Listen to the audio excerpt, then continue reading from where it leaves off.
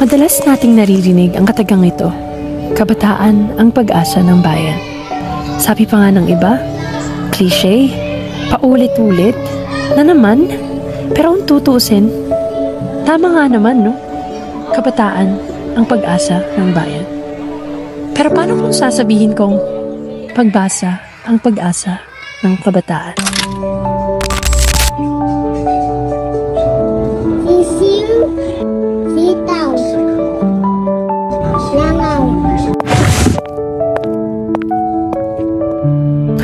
Hi, ako nga pala si Kyle.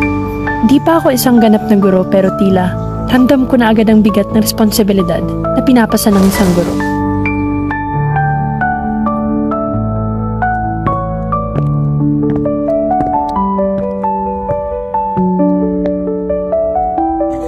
Madalas akong puyat kakagawa ng kagamitang panturo kasi syempre, kailangan ko namang bigyan ng effort yung pagtuturo. Kahit walang printer, kaya ko naman mag-drawing. Kahit ubos na nga yung bond paper, pwede pa naman gamitin yung tira-tira. Madalas din akong babad sa init ng panahon pero baliwala ito sa asol kong payong.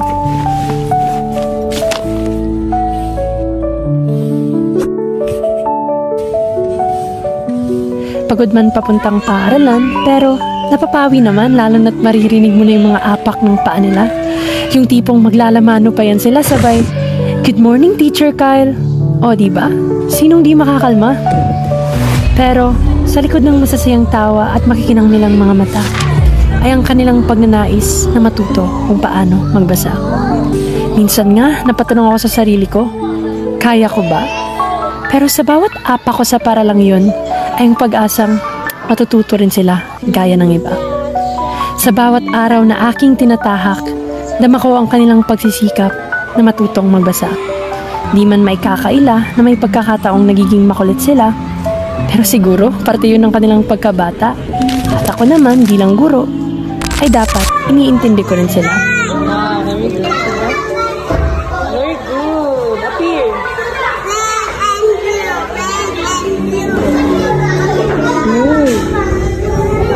Yay! Ngayong araw ay idadaos ang aming culmination day. Huling araw na namin sa pagtuturo, kaya gusto namin na maging special ito para sa kanila. Naganda kami ng mga palaro, premyo, certificates at ribbon upang bigyang halaga ang kanilang pagsisikap sa loob ng 20 araw.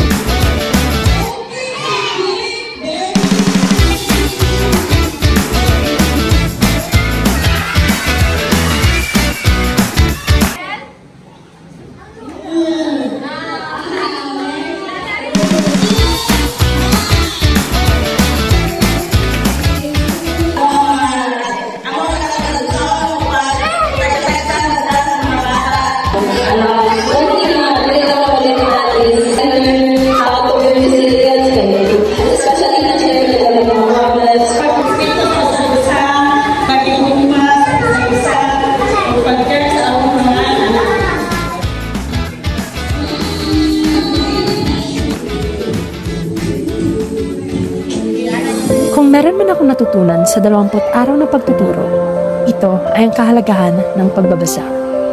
Isa lamang ito sa pinakamahalagang 21st century skill na dapat matamo ng isang mag-aaral.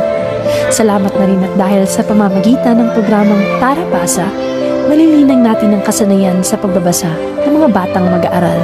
At di lang iyon, nabibigyan din natin ng pagkakataon ang mga magulang na matuto kung paano ang tamang pagdisiplina, pagtuturo at paglilinang ng kasanayan o skills ng kanilang mga anak sa kanilang tahanan.